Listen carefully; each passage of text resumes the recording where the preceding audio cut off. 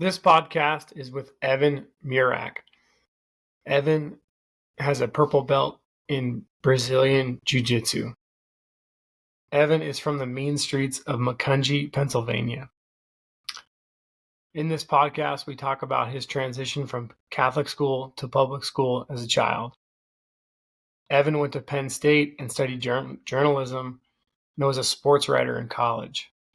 We talk about Evan's short journalism career and how after he quit, quickly he moved to Montana. We dive into the loss of one of Evan's best friends and how it's changed Evan's perspective and outlook on life. We hope you enjoy this podcast with Evan Murach.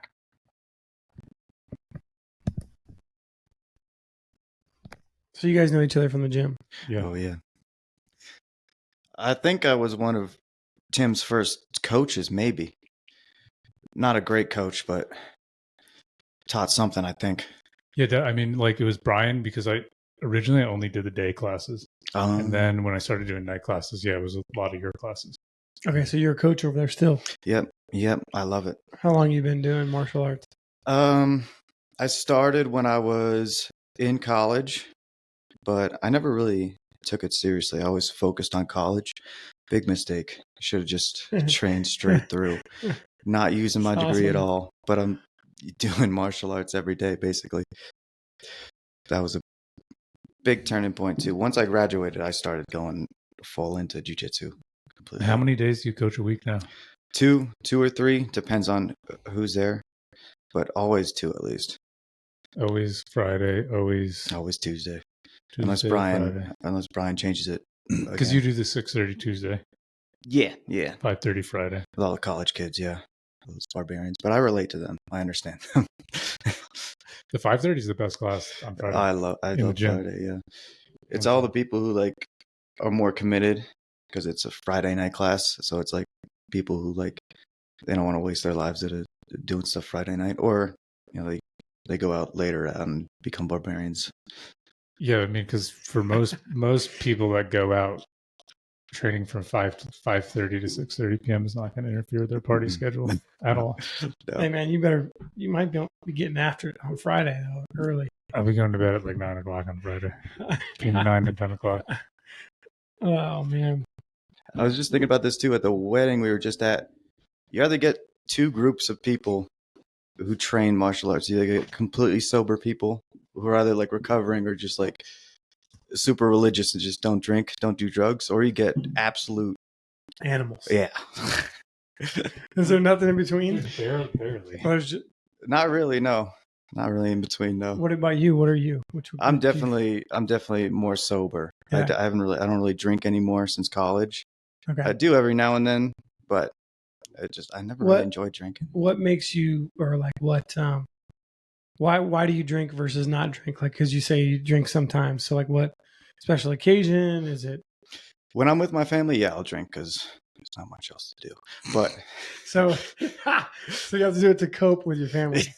Not necessarily, to enjoy them more, let's say. Sure, okay, I'm with you. But I never really liked the bar scene. I'm not really a huge crowd person or a people person. So I never enjoyed being at a bar. Once I have like 2 drinks at a bar, I just want to leave. I want to get out of here. Yeah. And that's been like that for a long time? Yeah. What about in college? Definitely in college, yeah. Okay. Hated it. Got it. But I went out like all the time in college. I went out all the time and I just hated it all the time. Oh, interesting. Okay. Yeah. But you felt like you needed to go out or something? Yeah, because that's what you do, Yeah. Fucking get wasted. Right. How old are you? 30. Almost dead. Almost dead.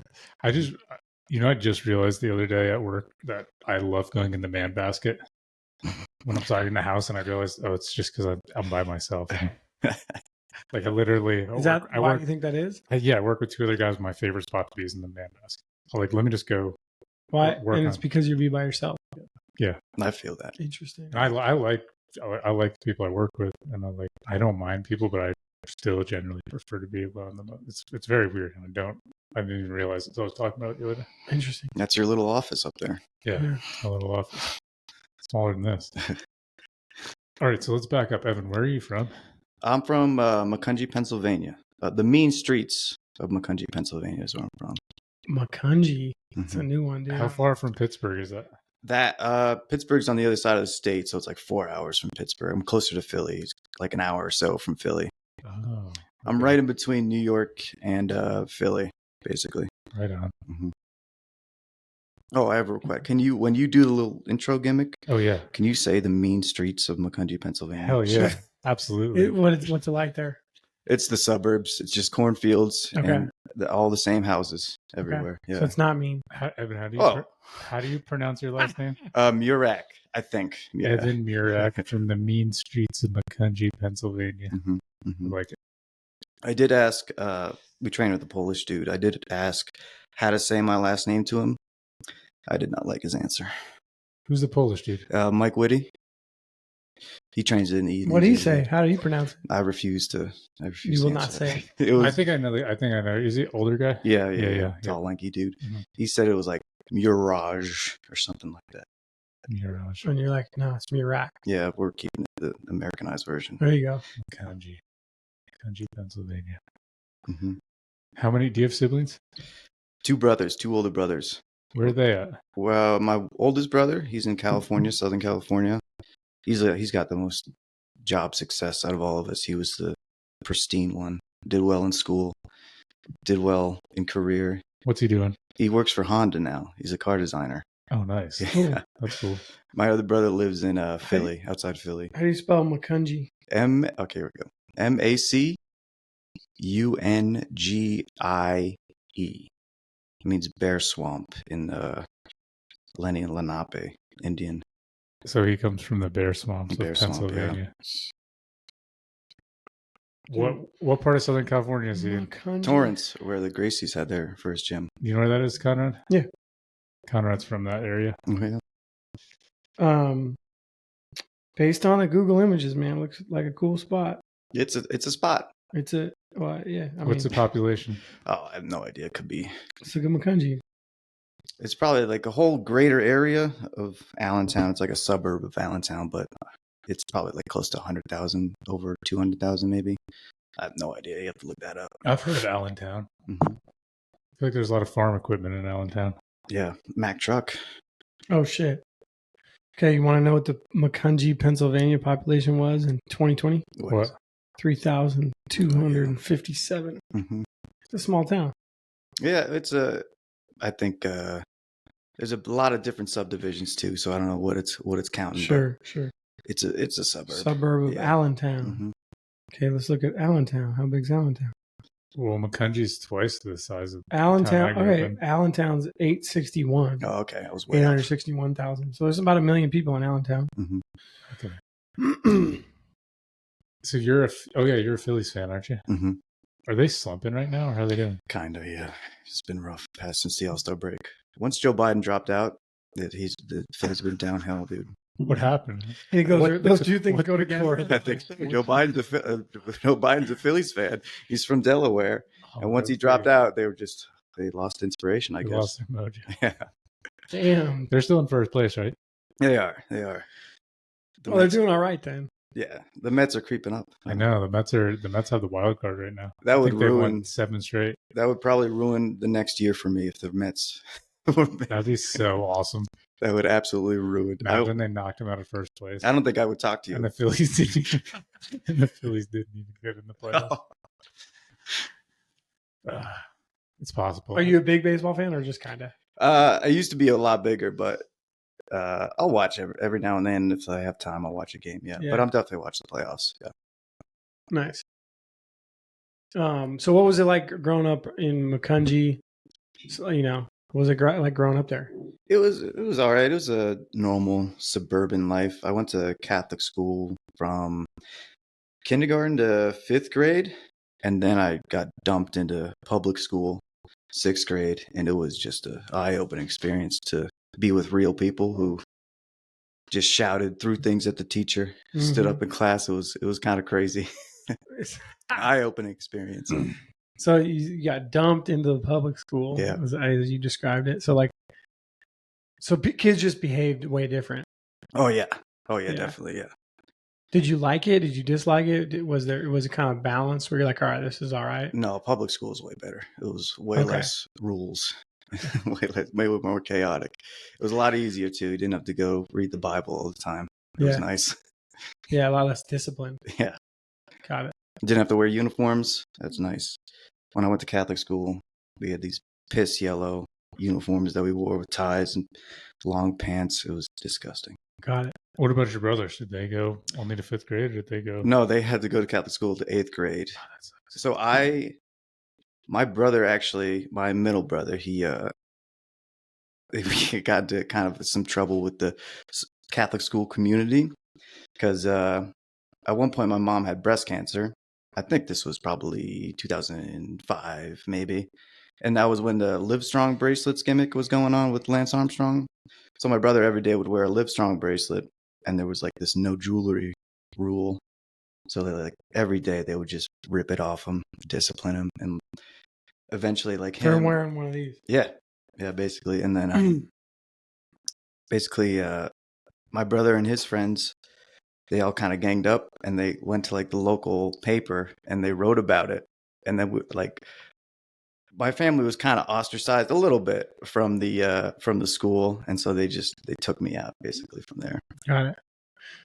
That's interesting, right? So they have such a strict rule; they won't let you wear a Livestrong bracelet. Not even if your mom has cancer. Yeah. No. I know that sucks. Mm-hmm. Yeah, that's interesting. So all right. Well, that's kind of cool that your brother did that. He's like, "Fuck you! I'm going to the fucking paper." And he got you out of Catholic school. Yeah, got me out of Catholic school. It was a win-win. What's your brother's name? His name's Brent. Brent? Yeah, he Shout lives in out to Chicago Shout out now. to Brent. Yeah. Good shout. Thanks, Brent. He was definitely the rebel of the family. What does he do? He does a whole bunch of shit in Philly. I'm not sure what he does now. He's Selling fucking Livestrong bracelets. Yeah, basically he sells a bunch of things. He sells like he makes like phone cases. He does a bunch of side gigs. He used to work for Tesla and like selling cars, so he quit that job. But he's just living life now. He's got a wife. He's got a dog. He's the only one with a wife in the family. All right. Mm-hmm. How old are your brothers? You're 30. Oh fuck. My brother's born in 1991, so he's probably 33, and then Checks out. Colin born in 88. So whatever that, 36, maybe 37. Okay. Something like that. I think if the math's is right. Got it.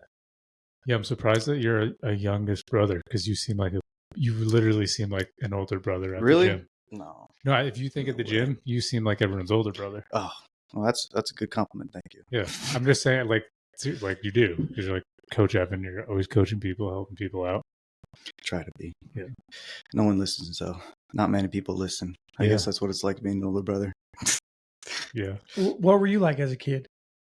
Oh, quiet, super shy. So you haven't changed at all? No, not at all. You're not shy now, but you're definitely quiet. Yeah, I never talk when I don't have to. Smart. Sorry to bring you on the podcast. It's not a bad move, though. No, it's easy. It's easy life. My mom is a chatterbox, so that's probably why I grew up very quiet. I didn't have to do any talking for a long period of my life. It's true. If somebody else is always talking for you or just talking, you're probably not going to say much. Mm-hmm. Yeah. Were you like you play sports? Played baseball growing up.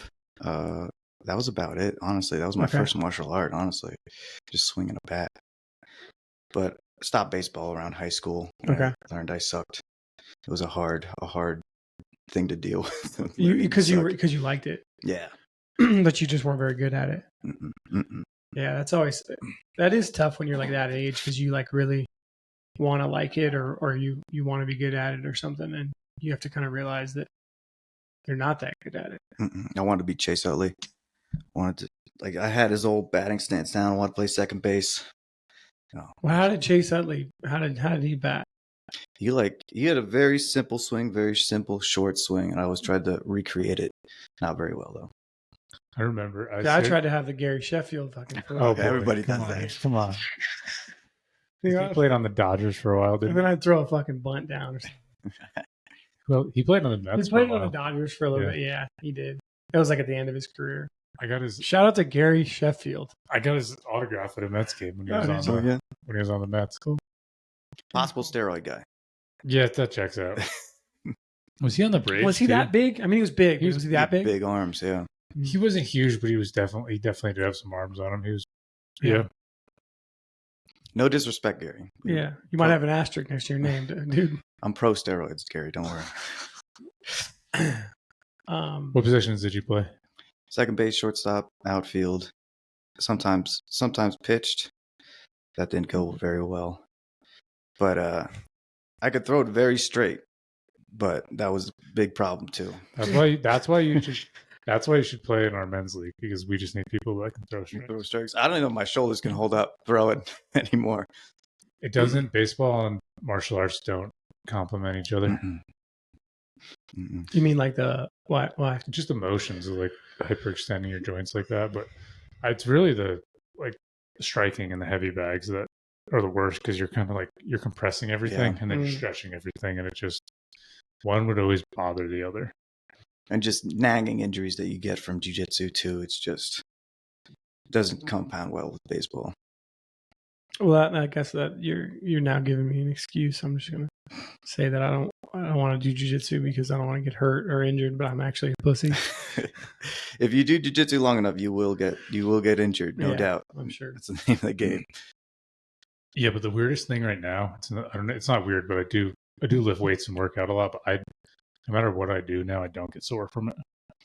I feel the same thing. Unless I'm taking time off, I don't really. From jiu-jitsu? No, from anything else I do. Oh, you can go lift weights and not be sore? Or like, I'll go play baseball, I won't be sore. I'll go snowboard when you haven't gone in 9 months. I'm never sore the next day. I've now ridden horses twice in the last 3 weeks, not sore at all. That's great. Really. All those things used to get me sore. No, there might be something behind that. I think I'm just, my body's like, my pain. I'm probably in chronic pain every day. So like, I wouldn't even feel soreness from that, because I don't know, but there's something to like, keeping your body in a place where it's always getting beat. Yeah. And you're using all your muscles constantly when you're training. It's not just like one thing. Yeah. Isolated one muscle and gets sore. You're using constantly all your muscles. Yeah. That makes sense. So you were a quiet kid. Did that mean like you weren't that social? You didn't have a lot of friends, or what? Yeah.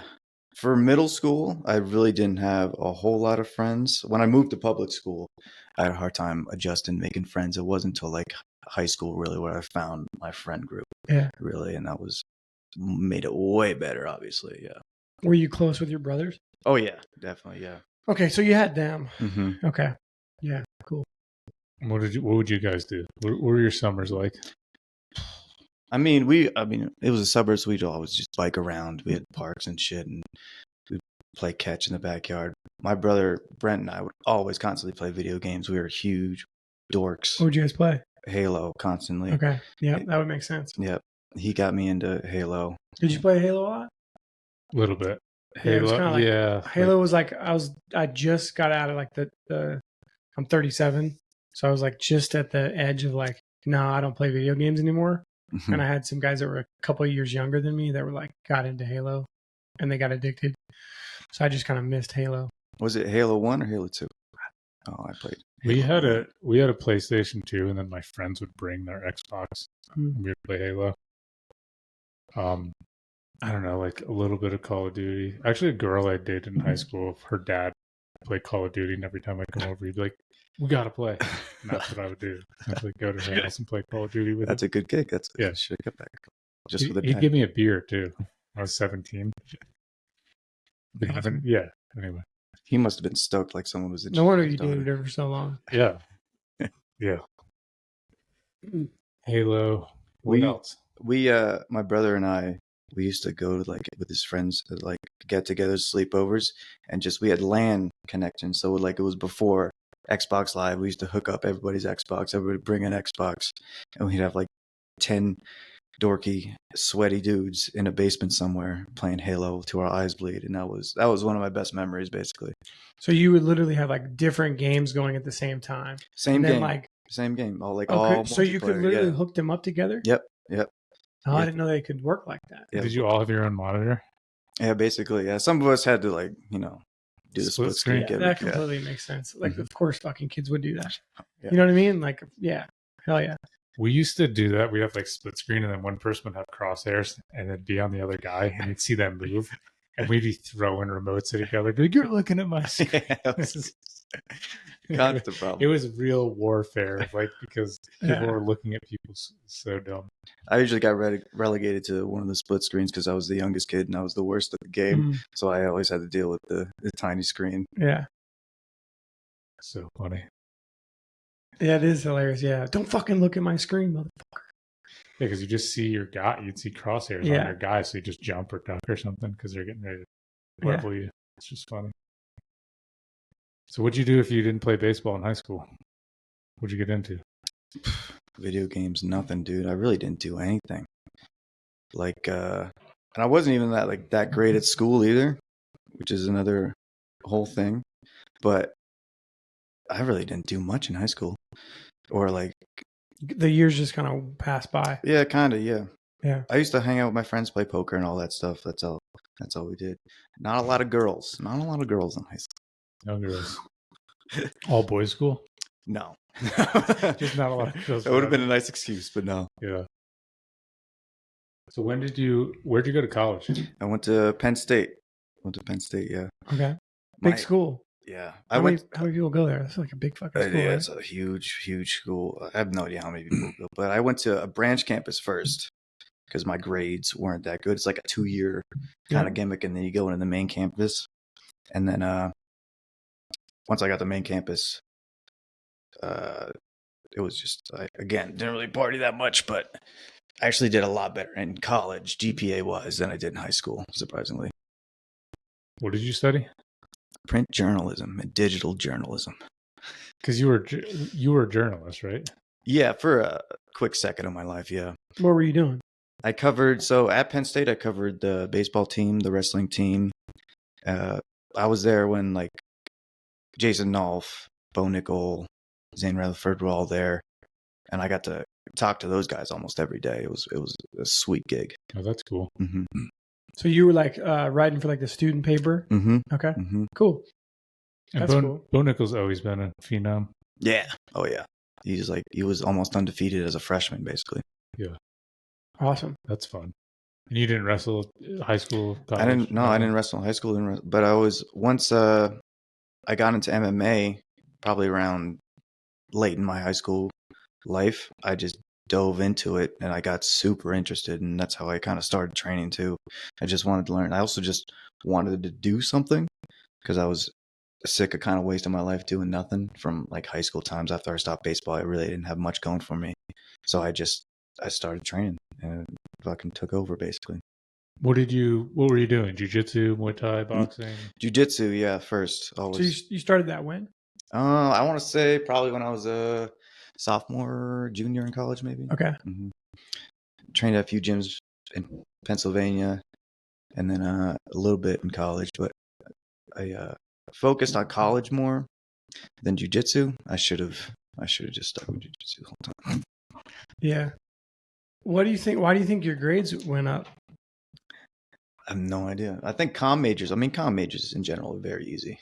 Okay. I don't. Just, as long as I can't fucking write at all. So like, no, I retired, so don't worry. Me too. I'm just, dude. I struggle to like put sentences on a piece of paper, man. It was a real struggle, honestly, because I'm not the best reader and I'm really not the best writer either. But I just like, it would take me hours and hours to write like 300 words. But I really like focused on it, kind of. Yeah.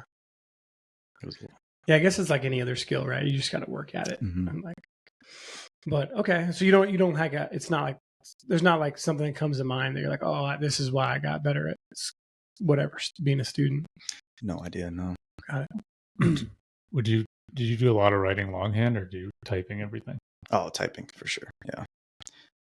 It's actually kind of funny because I think I'm a little bit dyslexic because I don't know my left and rights, and I've retired from reading, so I have no idea. I can't focus when I'm reading, and I don't know how I got a degree in writing, but somehow I did it. And now later in my life, I'm like, fuck all this. I'm done with this. This is too much fucking work, too much reading. I haven't read a book in years. I really only started like in the last like 3 or 4 years really using a computer and writing with a keyboard. Really? And I'm like pretty proficient at it now. But I used to do so much stuff, just pad and paper, longhand. So I did all my bookkeeping. Do you type like this, or do you pound them out one at a time? I don't know. Like it's definitely what I didn't have to do any like formal typing classes or anything like that. I got really good at typing the proper way, which is nice. It's a nice skill to have. Mm-hmm. Yeah, I mean, the best way to do it is not be moving your hands around like that, like you're saying, and not even be looking at the keyboard. But I don't know, it's a hell of a lot faster than if I'm writing longhand. Yeah, it is. So, what was that like being a reporter? It was pretty good. It was super stressful, honestly, because like you just feel like anytime you submit something, you're gonna constantly be judged based on the writing or whatever it is. Because you put your name at the bottom of it. Yeah, and throughout college, This guy can't fucking write. Fuck this guy. Yeah, basically. I think you could probably Google my name and some of my articles will still pop up. And some of them are pretty solid. But like all the wrestling ones I really like enjoyed doing. But I forgot what to say. Yeah, I want to find some Bo Nickel articles. I think I wrote one about him. Definitely Jason Nolf and definitely Zane Rutherford. I definitely have articles on them. What are those guys' backstories? Nolf, he's from Pennsylvania. They're all from like real small towns, which is kind of crazy. Pennsylvania wrestling is like super deep, super big down there. So like in order to like get to the highest level, you have to join a club, do all that. Like you have to wrestle freestyle and wrestle like almost like some of them like wrestle internationally as high school kids, which is kind of crazy.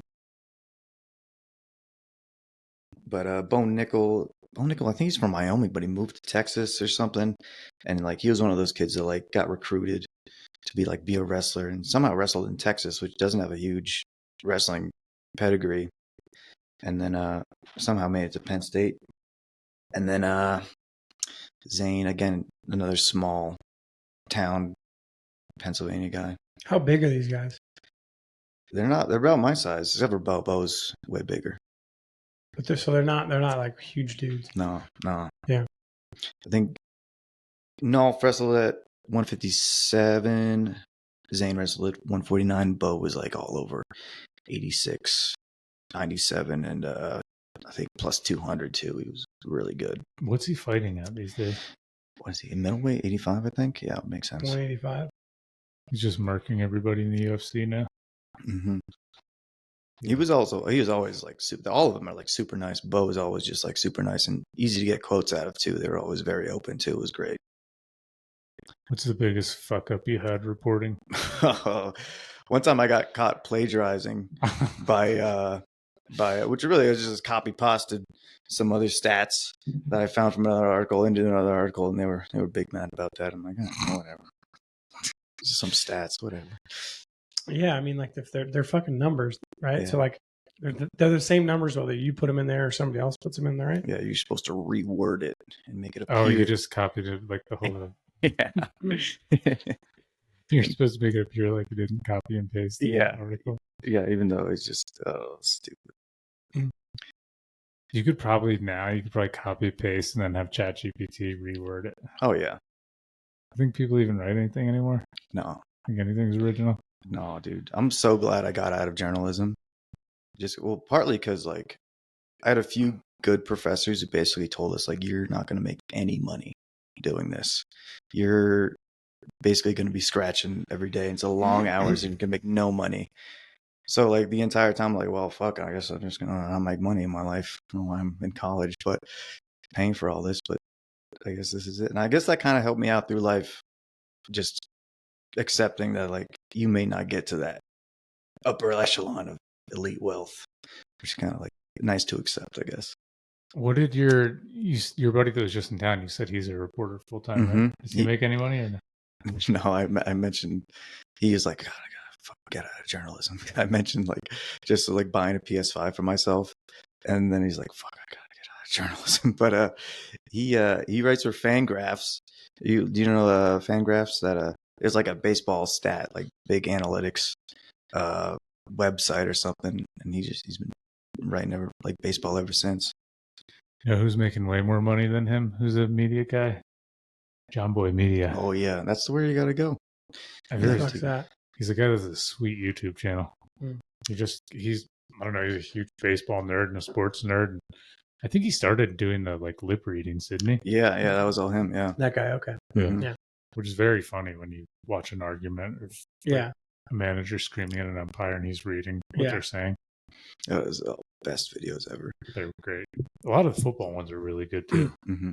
Getting into media like nowadays, like print and digital reading and writing articles, like it's dying basically. Partly because of AI and partly because nobody really reads Yeah. anymore. Everybody's attention is on their phone. It's gone. Yeah. Or gone. Yeah, that's probably a better way to put it. Yeah, it's interesting. There's so much noise out there now, right? Like everybody's trying to get your attention and they're making a video for you to watch. I think like at least 70% of my friend group from college, they've all been laid off one way or the other. The ones who stuck with journalism, at least, like are stuck with reporters, they've all been laid off at least. Yeah, I think you have to like, if you were to go into journalism now, you have to like do multiple things. Yeah. Right? Like do a YouTube channel, do, I don't know, TV, do a podcast, and do journalism, right? So you'd have to like do all three. Kind of have to, yeah. And you kind of have to live on social media, which is another whole brain drain itself. That sucks. Yeah, I mean, I feel like that could become a disease if you. And then if you're just committed, what the hell is that? Oh, I think somebody's all right. Someone fall down the steps. Did it sound like it or no? Who wants to go investigate? No, we're cool. It's good. We're gonna find out. I didn't know we needed protection in the studio. An hour later, someone's just bleeding. We can look at the timestamp and we'll know if something happened. We'll know what time it was. Someone's laying like Peter Griffin on the ground, their body. 6:25 p.m.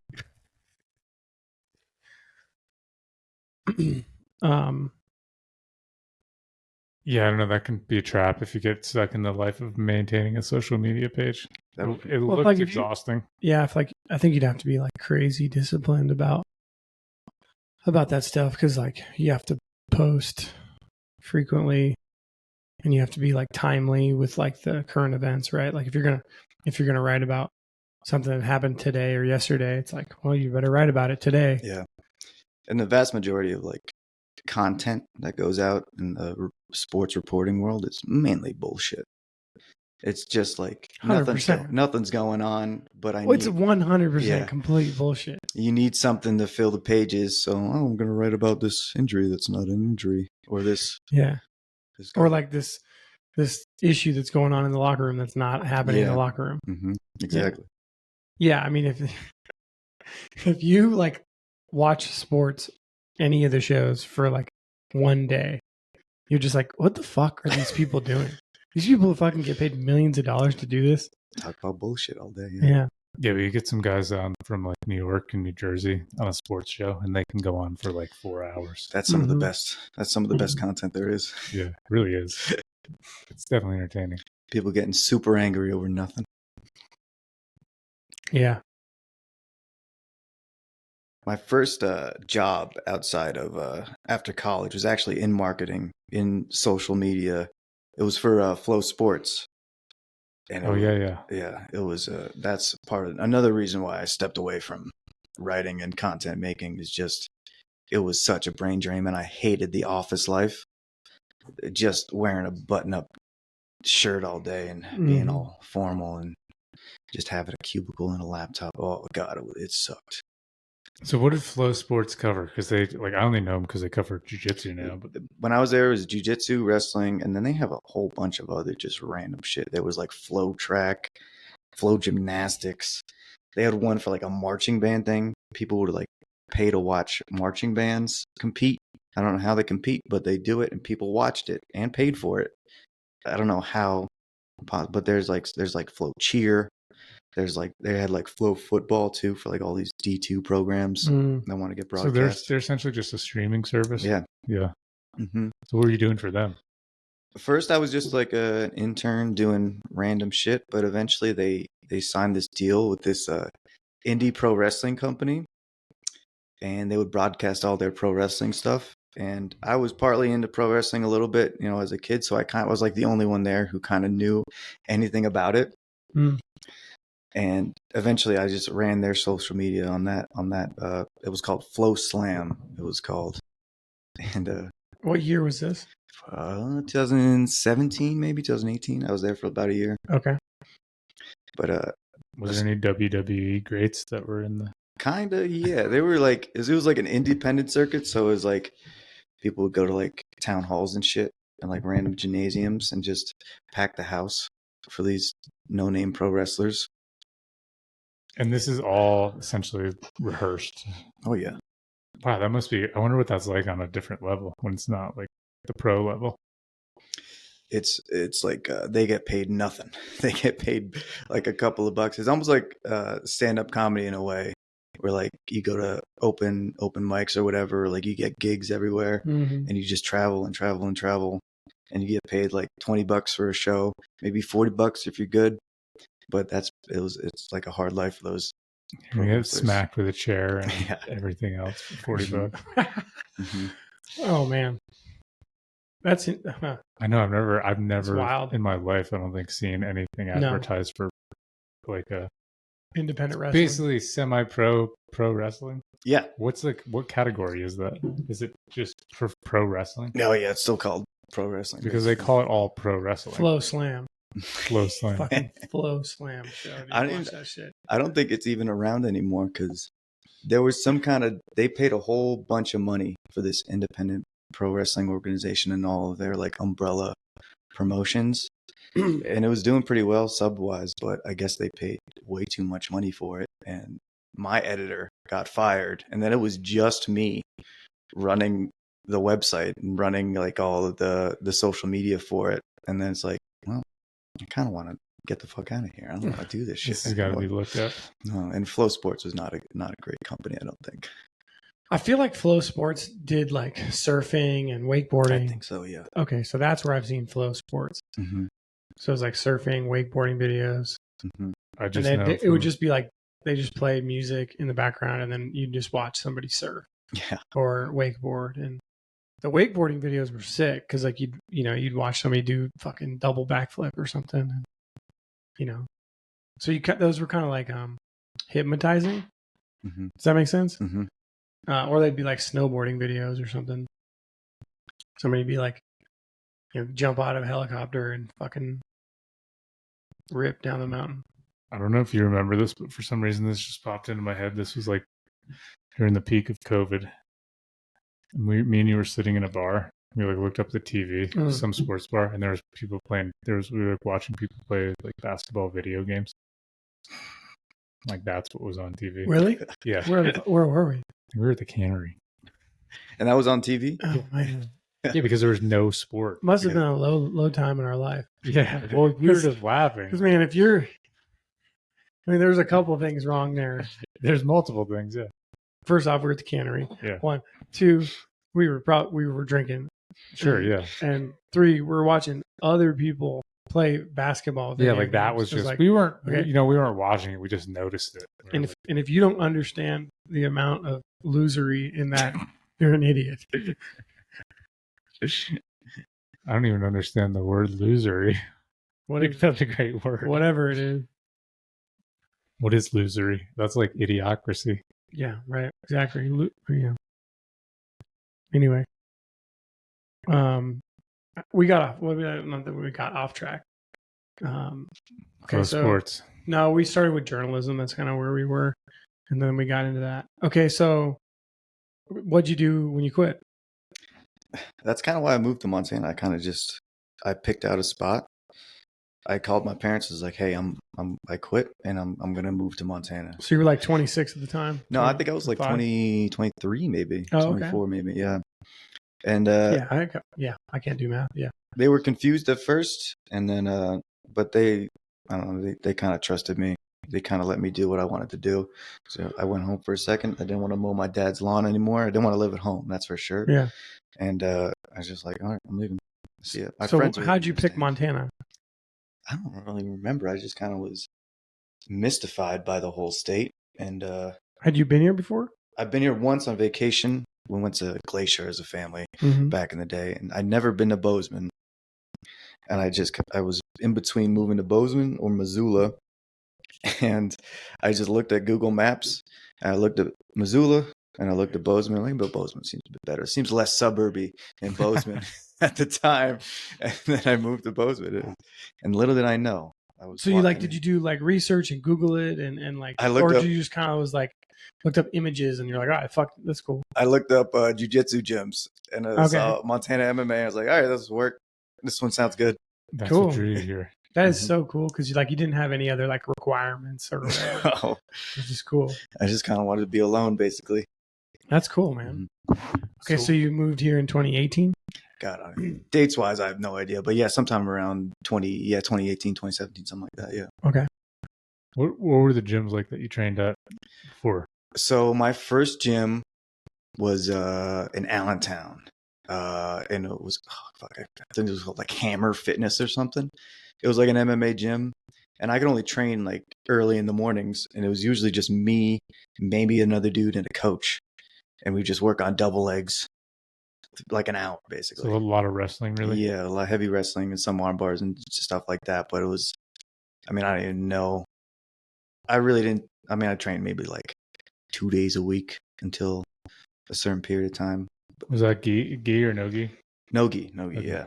Yeah. And then my next gym, when I was at Penn State Berks, the branch campus, it was in the back of a carpet warehouse. They had like those puzzle mats and everything. That was a nice setup too. What did you do there? That was gi. That was all gi basically. And I didn't realize that I had to buy a belt. So I just showed up one day with the gi and no belt. And the coach goes, "No belt, huh? I guess we're doing no gi today." Well, I mean, I've never bought a belt. Brian always gives us belts when I think he gives every white belt a belt. That's what I expected to happen. Yeah. Yeah. But no. I think, you know what? But I guess I would. Why wouldn't they give you a belt when you buy a gi? I could have just bought a blue belt, I guess, too. Well, I think I bought like my first gi from Brian, and then he gave me a belt. So maybe he was like, "Yeah, here, I'll throw this in." It definitely wasn't like it wasn't like a real gym because they didn't have any rash guards or like even like a website or anything for the most part. It was all just show up at this time and let's roll. So when you moved here, what belt were you? I was a white belt still. Okay. Yeah. Yeah. So you got all your promotions the hard way. Yeah, basically. Yeah. Through Brian Dietz. Yeah. Yeah. I did get promoted 2 stripes when I the first couple weeks there because I had trained before, so they gave me 2 stripes. Oh, nice. Big deal. That was the biggest promotion I've ever had. I know, weren't you? You were a blue belt forever here, weren't you? Because you were a blue belt like when COVID started, right? Yeah, I think so. I was a blue belt when COVID started. Yeah, and I think it was I got my belt with Ty. I got my blue belt with Ty Todd, Eric Borner. I think Chester was in that group, and some other people I can't remember. And Cody got his brown belt, I think, at the time. No, maybe he got his purple belt. Yeah, because I think I remember him getting his brown belt. So it must have been his purple belt. Yeah. And we had to go down to Salt Lake for the Flavio Bearing seminar thing. We had to do all that stuff, and that was when Cody got his brown belt, right? No, I think he got his purple belt at the time. No, yeah, he got his purple belt at the time, but we had to do all the Flavio stuff. Oh, okay. Yeah. How many stripes do you have in your purple belt now? 3 now, yeah. Getting close. Yeah, I know. Getting there. I'm barely a purple belt still. Some days it feels like. He'll be a brown belt before you know it. Ugh. I like the color purple though. I might just keep wearing it. That's I think a lot of kings in the Greek culture used to wear purple. There's nothing wrong with purple. What's that? There's nothing wrong with purple. But what's his name would never wear purple? Who? Marcus Aurelius. Oh, that's like a 4,000-year-old rumor that Marcus Aurelius I'm just saying he just wouldn't wear purple. Yeah, I don't know about all that. Yeah. Do you know why? I wonder about that. You know why purple is color of royalty? Why? It was like this special dye that the Phoenicians had in that only they could make. So it was like super rare, basically, and only the elites of the royalty could afford it. So if you wore purple, it's just like, holy shit, this dude got money. You're a big deal. Yeah. You got purple. Mm-hmm. I was just saying that last night. I think I've only put my belt on 2 or 3 times since I got it. Because Greg was telling me, he's like, you have to come to the gi classes and show off your purple belt. Oh yeah. And I went to the gi class and I wore no gi. It's just not. I'm like past that point now. I just want to be comfortable. Mm-hmm. Like, but yeah, I know when I got my blue belt, or even when I had 4 stripes on my white belt, I'm like, oh yeah, I'm gonna show this off. Yeah. Now you don't care. Check it out. Check out what I got. 4 stripes on my white belt. I do think that the shittier the belt looks, like the better it actually like makes you feel. Like if it's all worn down. Yeah, if it's roughed up. Mm-hmm. Yeah. I purposely like make the stripes just mismatch constantly, so it just looks terrible. Yeah. I'll do that if I get a stripe on my purple belt. When I'm rolling in a gi, I just forget that I'm wearing a gi too. That's the problem. Well, I never got stripes on my blue belt because I never wear it because I did no gi, and then I got a purple belt and I only had 2 stripes on my blue belt. Oh, really? Yeah. So I'm like, all right, whatever. Hopefully I get none on my purple belt and I just get my brown belt someday. The stripes are just for the children anyway. You just keep the children coming. I do think when you're a white belt or when you're earlier in your journey, it really it's exciting. You're like, holy shit, I accomplished this. They gave me a stripe in front of everybody. It's like motivating. Yeah, especially because you start out as a white belt, you don't know what you're doing. Mm-hmm. But then when you get a stripe, you're like, oh fuck, fuck yeah, dude! I kind of did something. I'm a big fucking deal now. It does. Like I just remember how exciting that was as a white belt.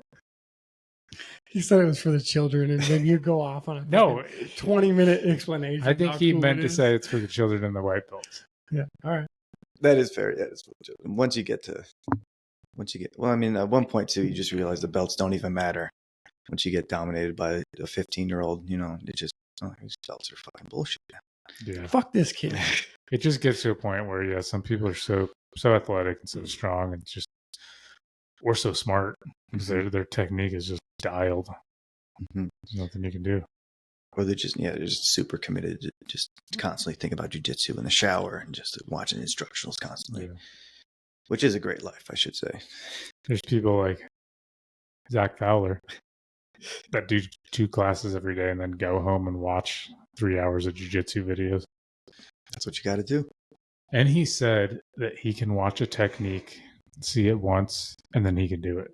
He's like, I don't need to drill it. I'm like, yeah, I got it. He's like, and then I can just go do it to somebody. I think that's bullshit, Zach. That's what he said. That's what he said. I don't believe it. We'll have to test this theory. We'll get some stupid move and like, here you go, Zach. Go hit it. That's a good idea. Mm-hmm. We wouldn't even be able to remember how to show it to him. We'd have to learn a new technique. It'd take us 2 months. And he'd be like, yeah, I got that. And then he'd go do it. It's so disheartening. Yeah, some people have like a visual thing that they can, some people like just literally learn only visually, basically. Yeah, I mean, so maybe he's just like lean. He's like on that. His brain kind of works that way. I don't know what that's called, but it's like the way your brain watches something and then it can see your body doing it. Mm-hmm. But sometimes you'll watch something and you can't. Like there's no correlation. I can do that for some moves. I can do that. Some moves it just make sense, just body mechanics wise. And then there's others like there's not a chance that I'm going to be able to teach that, let alone do it.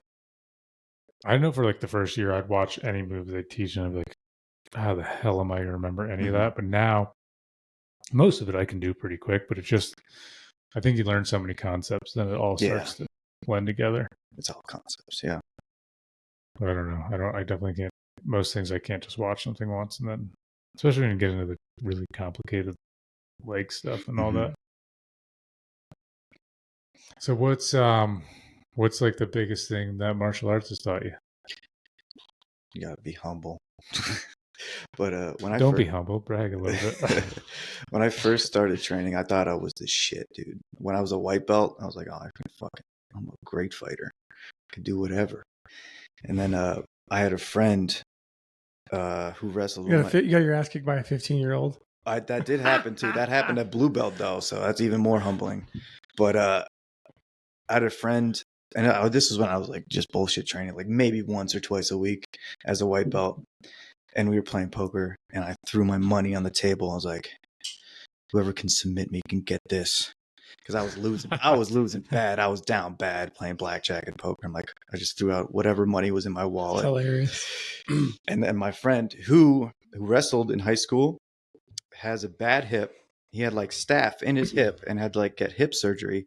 So he's crippled basically. And he got me in a darce in my friend's basement. I'm like, oh my God, I don't know shit. This is the worst. He tapped you out? Yeah. Oh, that sucks. Yeah. He went to one Chael Sonnen instructional because he was a big Chael Sonnen fan, and he showed the darce, and that's all he knew. He hit me with it. That's so funny. Yeah. You lost all your money. Mm-hmm. That too, and my dignity. Yeah. How many stripe white belt were you then? Well, he didn't really do stripes, so I was probably like a one stripe, maybe a one stripe. Yeah. You know, all the guys from the gym that we've had on, I've never thought to ask any of them if they've been in fights outside the gym. Have you ever been in a fight outside the gym? Only in middle school when I didn't train. But one time I got sucker punched on the bus. Not really a fight, and I knocked my retainer out. That was a good memory. And, another time, people were stealing my hat on the bus, and whoever took it last, I just pinned him up against the bus door. And I started just putting my forearm against his throat, and then I got suspended for that. Oh, have you ever been in any bad fights? No. Like even close? Like one close, but What was the context? Several of our buddies were like hanging out in the front yard. At How old are you? I had just turned 16. So I had just turned 16, and my friends were all like 15. Maybe, no, I take that back. We were probably, half of us were probably 16, and half of us were probably 15. Standing in the front yard, throwing a football around, just like bullshitting. There's probably like 6 of us, 7 of us. And there's this girl walking down the street. And so, of course, one of the dudes fucking throws a football at her and fucking nails her in the head. Jesus. And, you know, from like 40 yards away, or, you know, like That was a good launches toss. it. Yeah, it was. It was like, dude, why can't you do that in the game, you know? So then she obviously is upset. She's probably like a couple of years younger than us. And she goes down the street and goes and gets her brother. Yeah. So her brother shows up and like tries to start shit with us. And we're like, this is kind of dumb because there was like 6 or 8 of us and there's one of him. So like dumb. And he had a baseball bat. So he was talking shit, and he took the baseball bat and smacked my pickup truck with it. Oh boy. And so then do you guys remember the steering wheel clubs that would lock your steering wheel? So I had one of those in the truck. So I grabbed it, and I like went to like act like I was going to hit him with it. And he had a baseball bat. So it's like him with a baseball bat and me with a fucking steering wheel club. I never hit him. He never hit me with a baseball bat. And that was kind of like that like we never really hit. I don't like, we might have like pushed each other down, and that was about it. Cops came. It was so stupid. Nothing. Pay for your truck? It didn't actually get dented. Oh, really? Yeah. So You guys are 15. It's like a women's MMA fight. Nothing really happens. It's just yeah. just a little, Maybe a hip toss. yeah, just a little bouncing. Someone pushes Tossing someone around. up against the cage. Just kidding. I don't mean that. Women's MMA fights are great and so exciting to watch. Right. So you've never been in like, Not a real fight, no. yeah. Try not to be. I haven't either. I've been in like stupid altercations, you know, when you're younger, you're drinking or something, but nothing like, I don't know. I have no interest to get involved. Yeah, me either. I don't know what it would have to be. Not qualified to defend myself, so I really have no interest to Did you get guys involved. Did you guys have like a lot of fights in high school? Like at our schools? Yeah. No, I went to a school that was like upper middle class. So like there was very few fights. Tim didn't go to school. There's a lot of cow wrestling in my high school. We had my freshman year. We had fights every week. It was a war zone sometimes. No, I was always like bullshit fights. I mean, I guess there were a couple of pretty good ones, but I remember there was one dude who got picked up by his backpack by this giant heavyweight dude and just got slammed into the walkers. Just by his backpack, slammed into the lockers. and just made a huge dent in the lockers. It was crazy. Yeah. One of the schools one of my buddies went to, they had metal detectors, security guards. Like if you're in a bad area, Mm-hmm. tell me the name of your town again? Macungie. I went to. Was Macungie really like a bad area or no? No. I saw a dude jaywalk one time through a litter. One time I found a Gatorade bottle that was made to be a weed pipe. And then I think either my brothers found it or I found it. They brought it to my dad, and he's like, "Oh, Jesus Christ. That's my Gatorade bottle." And he's like, "You smell this? Do you smell this?" And he's like, "If you smell that anywhere, just get out." And here I am. Smoke weed every day. Do you really or no? Basically, yeah. I didn't know every that. day, yeah. That checks out. Yeah. It's another jiu-jitsu stereotype. Yeah. You're pretty chill though. You're like, That makes sense. Don't drink, but Smoked weed. Yeah. When'd you get into that? Probably the senior year of college. I had a friend from high school who was a big dealer. He was a theater kid, so he sold a lot of weed to theater kids. Yeah. But he was also like, that also checks out. He was also somehow connected with his cousin who was in some kind of mob or something. But he had just giant stacks of weed, and his parents smoked weed too, which is another theater kid thing. His parents were theater people, so it was just marijuana. In his what house exactly is a theater kid? They do like drama and like they'll put on plays and skits and I don't know, fucking Glee Club, and shit like that. This thing is marijuana legal yet in Pennsylvania or no? I don't think it's legal yet. No, I don't think. Oh, it might be. It might be medically. I'm not sure. Yeah, now you can just go to a shop out here and buy it like a civilized adult. Yeah, you don't need to have a dealer or anything. No, it's so interesting, man. That like, I don't know, it's wild, dude. There's people in jail for selling weed for their life, and they're in there, and they're gonna stay in there. And now, like, big ass companies, corporations are just selling massive amounts of weed for that's legal. Well, now and you're like, dude, fucking 8 years ago, you guys put away John for fucking 3 strikes of like this little weed, this little weed, this little weed, and now there's a corporation making $100 million a year on it. It's fucking crazy. Yeah, that is crazy. I'm surprised that we don't go back and like let those people out of jail. Yeah, and I'm not saying like it's black and white like that, but like it's wild, right? And I guess if you're from the government standpoint, like, well, they didn't pay taxes on that money that they made. And so like that's what the government's really after, right? Is the tax money. Yeah. I don't know. It's just crazy to me. Like there's people in jail and have spent their whole lives in jail or long periods of time in jail because they were selling weed and now it's legal. It's crazy.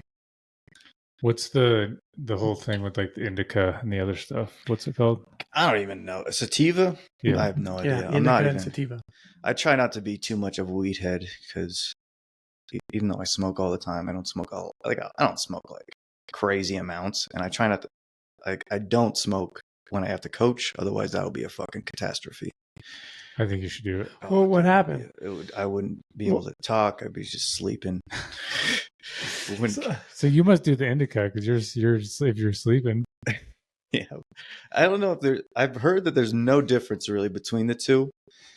I don't know the difference. I don't even know. Like, there's some people that say like the THC level, the percentages that you see don't even matter. So I have no idea the science behind it.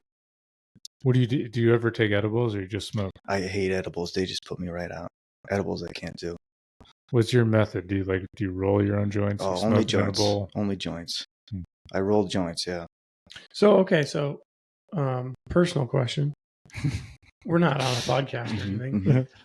Okay, so like if you're saying that you don't know the difference, that's interesting, right? Because when you go buy weed, you have to tell them what you want. Yeah. So do you tell them like a certain strain and they have it every single time? You just keep buying that same stuff, or because like I don't know anything about it either, but the handful of times I have smoked weed, sometimes I'll smoke sativa, and I'm like, it's like I have like a lot of energy. Yeah. right? And then there's when I smoke indica, I'm like, dude, I'm fucking worthless. Shit, no. I literally might as well just like be asleep Mhm. because I'm fucking worthless. So what I just see what name this name looks cool. I never had this before. Okay, This so looks- all right, so then I guess you've proven it to yourself that it doesn't matter. No, I don't know. I think like sometimes you'll get different strains that act differently, and there's definitely some better weed out there, but I still like I can't even remember what strain I usually get either. It's just like it doesn't really matter to me, to be honest. All right, What's a good story of when you just had way too much? You just got paranoid and freaked out. There was when I first started smoking weed when I was in college. I rolled like this terrible joint, and I think I was going out with my friends one time, and I just like tried to tie the baggie back up. This was back when it was illegal, and like you would get it in a baggie, and I was trying to tie a knot, and I couldn't just wrap it. I just stared out into space, and I was just I couldn't wrap this knot anymore, and I just like spent 5 minutes just like twirling my fingers, just like losing my mind. hilarious. And then eventually I'm like, what am I doing? Jesus.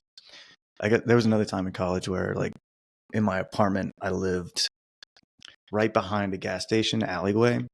So like college kids would just take a piss right by my window, which is a great apartment.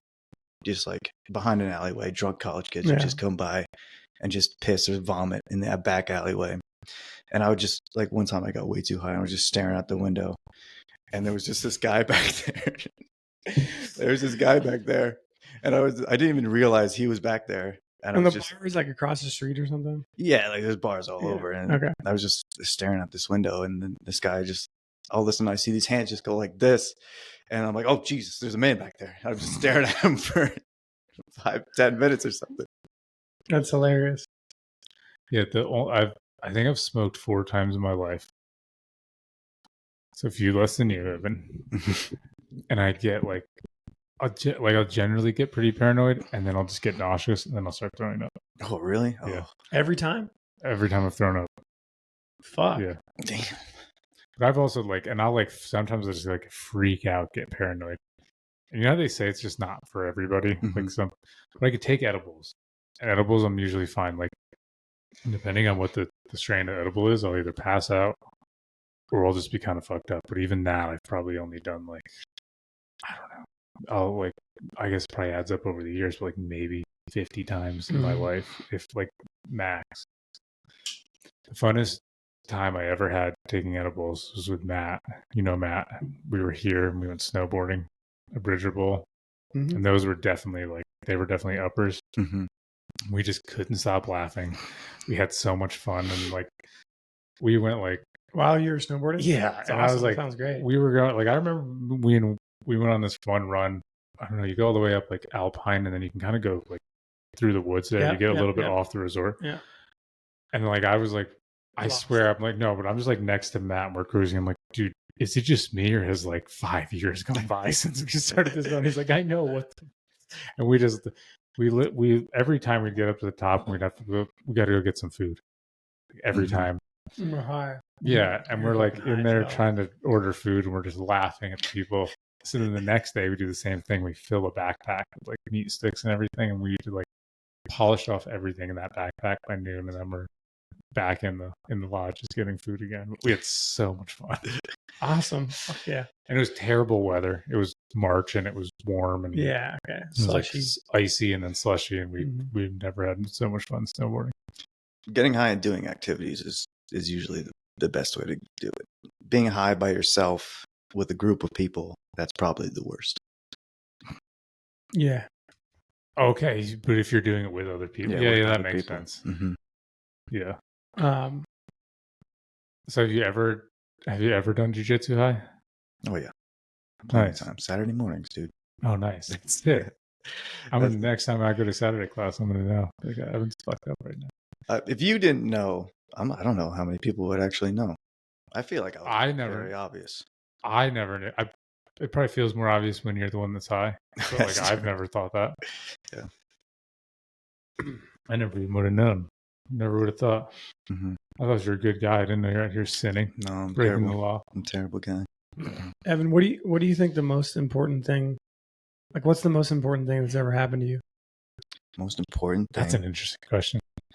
Man, It could be like a most important thing that ever happened to you, or it could be like most important time in your life. it's definitely, it could get pretty heavy, but one of my best friends from high school, like one of the first guys I met in high school, died during COVID. Basically, he had cancer, like really bad cancer. I think he got diagnosed the November before like COVID started, before it even even started diagnosed with like throat cancer. Was that like that the year it was kind of starting? Yeah, I want to say it was like 2019 maybe. And Okay. then 2020 probably was when COVID happened or something. Yep. But I didn't really understand too well like what was going on in his life. But obviously I was like supporting him, calling him all the time and everything like that. But by the time COVID happened, like I couldn't even fly home. And like I couldn't get back to Pennsylvania where he lived. And then this is a good buddy of yours when you grew up from growing up. Yeah, like one of my best friends. He was like, we hung out, we played video games every day basically. And I think that May he passed away. So it was like November to May. It just deteriorated, like, and it wasn't like a good quick death either. Throat cancer is really rough because they do an operation in your esophagus basically, and you takes away your ability to speak for a long time. So like he was one of the funniest people I've ever met. Phillies fan, big asshole, one of the biggest assholes I've ever met in my life, and one of the greatest shit talkers I have ever met. Like he could rile you up real quick. I remember playing wiffle ball with him. Like he'd do it on purpose to people. Oh yeah. He would rile you up on purpose, just get in your head right away.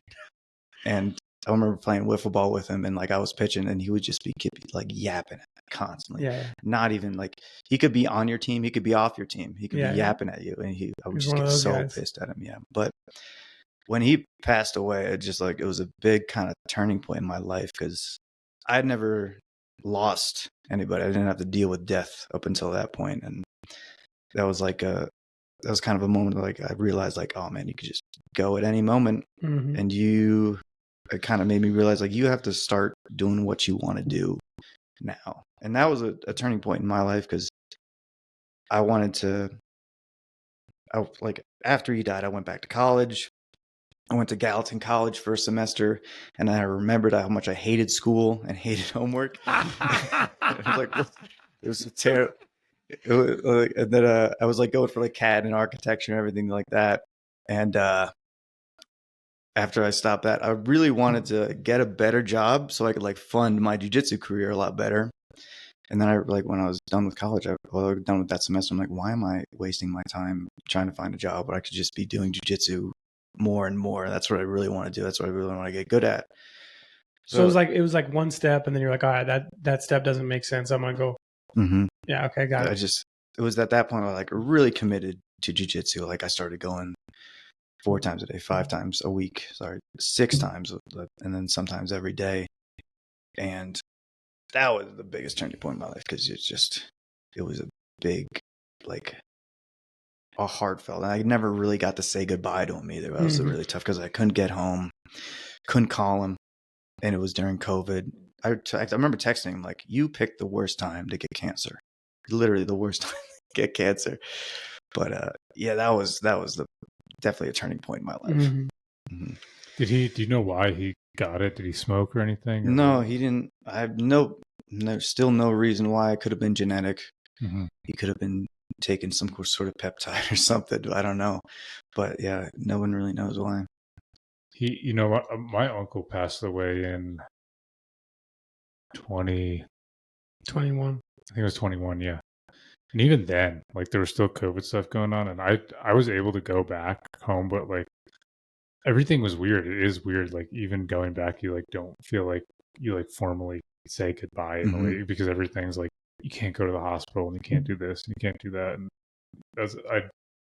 that just made everything even weirder too. And he was like probably one of my best friends. We had a group of like five or six dudes that we all ran together with, and he was a major part of that group. It kind of was like the glue to it all together. He was really like the first person in college or in high school that I became like really good friends with too. And it hit me hard. Yeah. I'm sorry about that. It's all right. I had time to deal with, but I think dealing with death is important though. It's important for people to deal with death right away. Just some sort of trauma that gets you thinking about life a lot more and gets you more committed to what you want to do in life. Because it could die at any moment. I'm 30. It could happen soon. Yeah, it's shitty. That's usually what it takes for you to have that moment and realize, what the fuck am I doing? I think we all have a delusion that that you have unlimited time. 100%. Yeah. But at the same time, if you focused on if you're going to die every day, you'd go crazy. That too, yeah. So there's you got to be somewhere in the middle. You gotta like. Yeah, I think it would be nice to just kind of constantly remind yourself that you got to do the shit that you want to do, you know, because there's a ticking clock, you know, and things move fast, right? Like just 5 years go by, and you're like, things are different, right? Like what you could have done 5 years ago, you can't, or 5 years ago, you might not be able to do that today, right? Circumstances change. Yeah, and then you get to an age of like you do start to realize like you're 30, I'm 33, Kyle's 37. You start to realize like, oh, my body's like can't do like I'm just saying how I don't get sore anymore. Like in a sense, we are in like the prime of our like physical health right now. But yeah, you realize like, oh, you can't do stuff on 3 hours of sleep, and you can't. Yeah, I mean it's interesting. Like and I could work a lot harder at it, and I probably should work a lot harder at it. But on one hand, like there is a big difference. The difference between me being 30 and 37 from a sleep standpoint, fuck, it's like way different. I didn't used to sleep at all, you know, and I didn't need it. Now I fucking need it. Like I need more sleep than I did 7 years ago. A lot more. I'm the same. I feel it if I don't get. And it's weird, right? Because like I used to get 4 or 5 hours of sleep, and I felt great. Now, if I get 5 hours of sleep, that kind of fucking sucks. It's a problem, yeah. I remember my brother. I don't think he still gets a lot of sleep, but in high school, he used to drive me to school. He used to sleep for like 3 hours, wake up super late. I'm already ready to go, and he's running late. And he used to just down a Diet Pepsi Max. And then take me to school in his 1995 Honda Civic he had. Nice. Is this the one that works for Honda now or no? No, different guy. No, but I think like you take it like there's stuff about yourself that we're all delusional about, and like you're, you know, whatever we're talking about. You know, I guess our bodies, right? But separate of your body, like all these circumstances change with your parents and your significant others, right? And like what you could do with this group, this friend, you know, it changes. It's like, okay, well now they have a child, right? And now that child's fast forward 5 years. Now that child's 5 years old and they have 2 kids, right? And so like you had a friend that you spent a bunch of time with, and now you don't get to spend any time with that friend because they're tied up with their kids, right? And so like those kinds of circumstances change. And so it's like, you might have one more really cool trip before your friend's life changes significantly. Yours might not change in that same way, but your friend's life changes significantly. And so you have one more trip that like they have an opportunity to actually do that thing. And then things are going to be very different after that. So that's kind of what I think about is like we take for granted those things.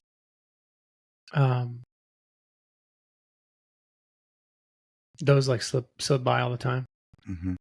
Yeah, it's all about like I think it's important for people to have a death or some kind of trauma like that to make you realize that life is very fleeting and there's not really any reason to life at all, maybe.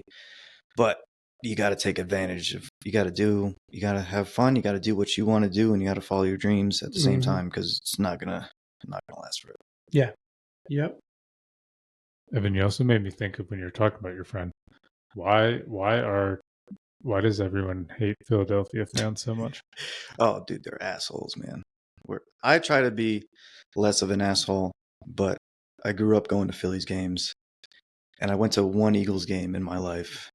It was actually an away game in Jacksonville. I have no idea why. Maybe just because they're drunk and they're Italian and Irish, and they're just loud people in general, and they grew up in a shitty part of Philly, and they're just angry constantly, and they're just constantly angry about their teams because their teams always suck.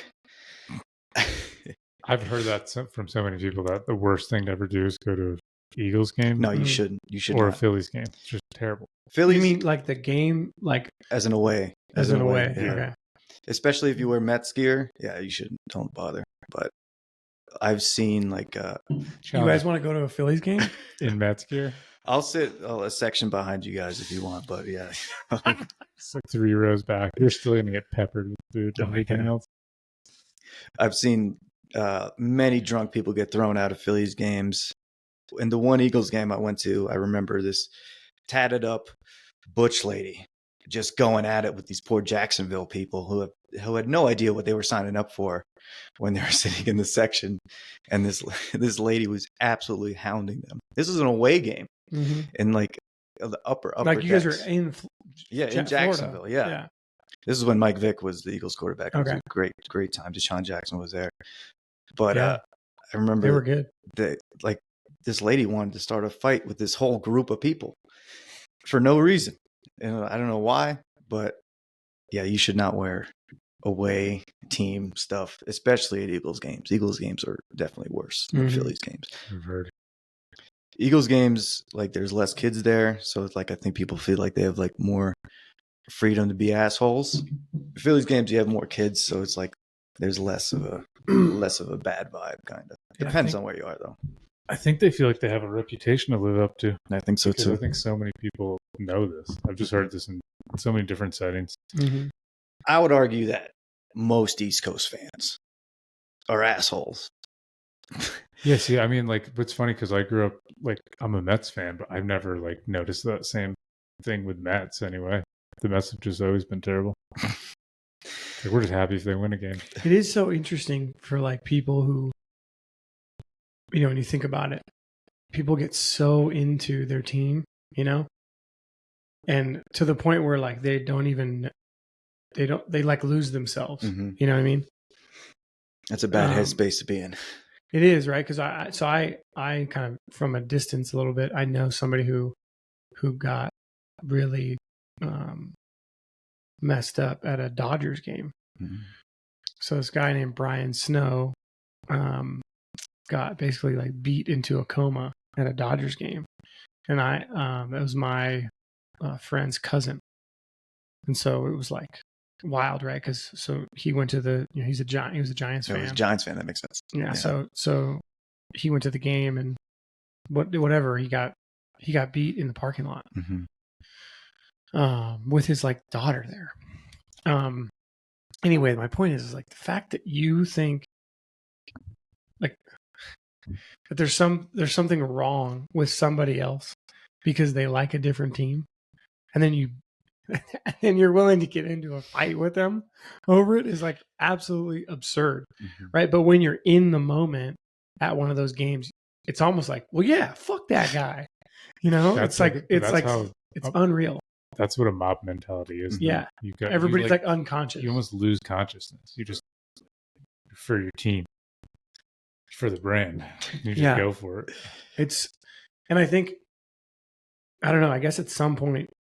When I was, I don't know, I'm gonna pick an age. It's probably about 25. Like I gave up on like that stuff. It was like, okay, like I'm a huge Los Angeles Lakers fan, right? But like, I'm not gonna get in a fight with somebody that likes the Boston Celtics. Like, there's no way. No. You know, I'd be like, hey, cool. Like, you like the Boston Celtics, cool. Enjoy the game. There's a lot of science on people that are big sports fans or just teams fans, the way it affects their hormones and their emotions. Like the dopamine that's released. They get all jacked up, fired up. But it's a double-edged sword. Like they can have a terrible day or a terrible week if their team loses, Mm-hmm. and it just affects their mental health. I remember watching a video of an Eagles game. They were playing the 49ers, so there was some San Francisco fans in the stands, and it was snowing at the time. So now everybody has like ammunition, basically. And Philly fans just pelted this couple with snowballs. So much to the point where like the whole section cleared out. And it was just a constant bombardment of snow on this poor couple. They were just like, looked like older folks too. They just got pelted. Can you imagine beating up on somebody else's grandpa and grandma? Like, what the fuck is going on? That's wild. Philly fans also threw snowballs at Santa Claus, 1968. Link at the whatever stadium they had. Santa Claus got fucked up. Mm-hmm. This has been going on for a long time. Oh yeah. They've been hard people and angry people for a long time. I think the story behind that one was like 1968. The Eagles were absolutely trash, and apparently they had this drunk Santa Claus, like his beard's falling off and his fake hair was falling off, and they just said, "Fuck this shit!" And they just started throwing snowballs at this guy.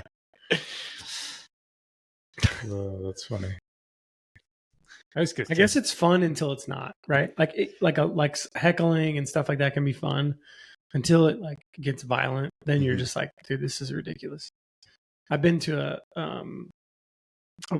I used to go quite regularly, but I lived in San Diego, and so I would go down to Mexico and watch a professional soccer league down there. And those couple of years, the team is called the Cholos. It's literally their name. And they were in first place in the Mexican league, and they were good. Like it was a good team to watch. They got like first like 3 or 4 years in a row. And then one of their rivals was playing there, and there was an all out freaking brawl in like a quarter of the stadium. So like imagine, 40,000 people stadium, right? So not that big of a stadium, but 40,000 people stadium, and 10,000 people are fucking like in a brawl. And that's an exaggeration, but that's like the section that was like, there were fights going on in that section. And we were like, dude, let's get the hell out of here. Like we started to like walk and go the other way. But yeah, those like mobs can really take over, and there's like no rhyme or reason around it, Yeah, that's what I'd do. I'd be bouncing out of there. Yeah, we like we're watching for a few minutes and thought it was funny and cool, and then we're like, okay, like it's time to go. Shit spread. Like, a minute later, like it's probably only a minute. A minute later, we're like, we got to get out of here. Like, let's go. Yeah. Not fun. Yeah. Well, so like, what's your future plans, man? You got any big future plans, or are you kind of just enjoying doing jiu-jitsu regularly? Yeah. You don't have to have any future plans. No, you just enjoy what you're doing. I mean, goals wise, I'd like to own my own gym one day. Some bumfuck part of Montana, anywhere really. Maybe eventually I'd probably leave Bozeman. It's getting a little too suburban for me. It's just suburbia's followed me here, and now I could move back to Pennsylvania, open up a gym there. But eventually, 10 years, I want to say I'd like to have my own gym one day. Okay, cool. Hell yeah, man. That's awesome. But that takes a lot of money, a lot of time, and you got a lot of insurance. Got to get the right insurance and everything. So it's a whole process too. Sure. And jiu-jitsu gyms, they are not, money farms either. You got to have to stick with it for a long time too. So as long as you kind of accept that, you might be all right, and have a good culture too. Yeah. I mean, it's tough because you need to. I mean, you want to be away from suburbia, but you're gonna need to be people near. to come. Yeah, people that are gonna come to your yeah. gym. I think a huge part of Brian's gym is all the kids. Mm-hmm. Yeah, because there's so many kids that train there. Yeah, kids and the college too. Yeah. Mm-hmm. Just the two. Has it seemed insanely busy there lately? I haven't. I've been in there like a couple days a week. A little bit. It's getting pretty. Yeah, it's getting a little bit busier. I want to say. It's not as crazy as like at the end of last semester. It felt like there was just no space on the mats here. Yeah, I mean, I was there last night and it didn't seem too terrible, but it's mostly people that are usually there. Yeah, that's nice about that. I think eventually we're going to need like a blue belt and up class, just like only advanced people. Yeah. Kind of separate people a Yeah. little bit, yeah. Yeah, 'cause some of those, I haven't done a beginner class in a long time, but some of those ones can get crazy. Yeah. So many people. Mm-hmm. And people who have no idea what they're doing either, so it's extra dangerous. Yeah. Bonking heads, just rolling into each other, no self-awareness about anything, just running into mirrors and walls. They're like they're doing something before they look. Yeah. Right. Mm-hmm. Well, if you go into fight or flight, Yeah. and you think someone's like you have no idea, you don't even know what room you're in. Mm-hmm. I remember when like the short period of time I went, like I remember like I had to like, oh shit, I got to think about that, right? Like, because I was like, oh, I'm going to move this way, and then you're like, oh, I can't because there's people right there. Remember when you kicked me? So- do you remember when you kicked me in Yeah, the face? I remember that. We were doing that drill. We were doing You're just like super simple you're drill. basically in an open guard, and you like roll your legs to the side. Throw your legs, right? yeah. And he just my ankle fucking like, smacked hit him me right in the eye eye socket. and went right across, and it's like a black eye. Right? It's like the 4th time he's come to the gym. Yeah, sweet. It was just like, Don't fuck with me, bro. yeah, I'll try not to. Try not to. Yeah, he was on top, so he almost fucking clocked me. You were, yeah. But when I started jiu-jitsu in college, I remember feeling like everything was a fight, basically. I remember Yeah. that feeling too. Like Which I think it makes sense when you're younger. Yeah. You know, there's like, you feel like, or at least I did in sports or like physical activities, I felt like I always had to prove myself. Now I'm like, I don't fucking care, dude. Like, I don't even like. I don't need to fucking prove myself to random people I don't even know. And I don't know what the fuck I'm doing. But to some extent, it doesn't even matter how young you are in that, because you just go in there and you have no idea what to expect. You don't understand the culture. You don't know if people are gonna fuck on you and kick your ass. So best defense is to be ready. yeah. You know who's the most dangerous is the older dudes. The older dudes. Beginners. Oh yeah. Who need to prove themselves to themselves. Like they still got it. And they want to go as hard as these college kids, and they like a 50-year-old man. Yeah, 40s, 50s. Yeah, those are the ones I always kind of keep an eye on. Yeah, if you see a guy like really oversized older guy who's really lower belt, I'm usually like, they'll ask me if I want to roll. I'm like, no thanks, because I don't want to go with some 200+ pound guy that has no idea what he's doing with his body and has no awareness. I'm like, no, I don't. Like, I don't need to fracture anything today. Just don't. I'm good. You know what I tell before we open roll for the beginners class? You know what I tell the white belts? What? It's like, all right, guys, now is not the time to prove to your dad how tough you are. Save that for another class. All right?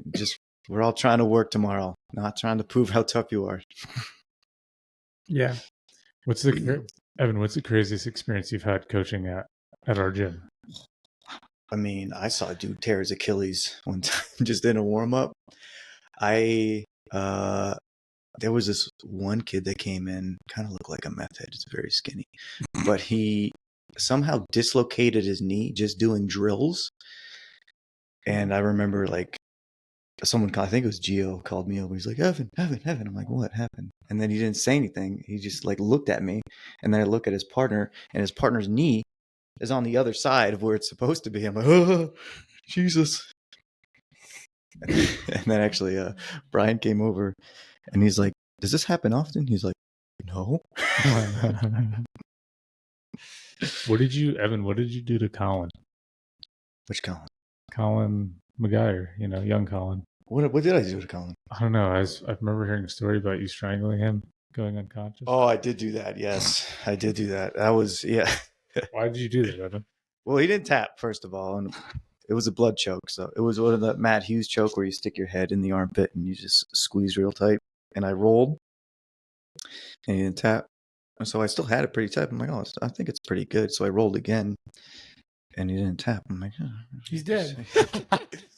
And then I rolled again, but then he didn't follow with the roll. So I'm like, uh-oh. Yeah. So I let go, and he was like, he was dreaming.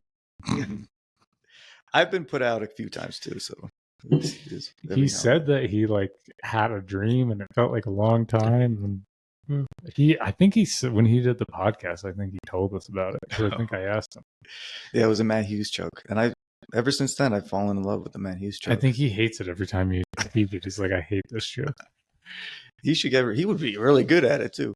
But I've been put out by Ty Todd one time, like in half guard, and he had a head and arm choke. I'm like, he can't fucking get this shit here. So I just chill, and then I woke up with Ty just being like super paranoid, just like, yeah, Evan. That's so funny. And Colin choked somebody out in a tournament. Yeah, that was pretty funny.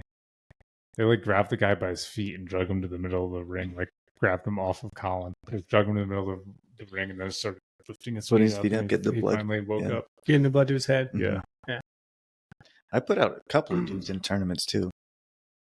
One time I had a good dude in the head and arm, and he wasn't tapping. So I switched to something else.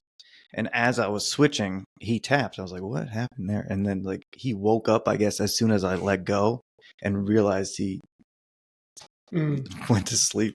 That's funny. I almost went out. Somebody did bow and arrowed me. And I felt like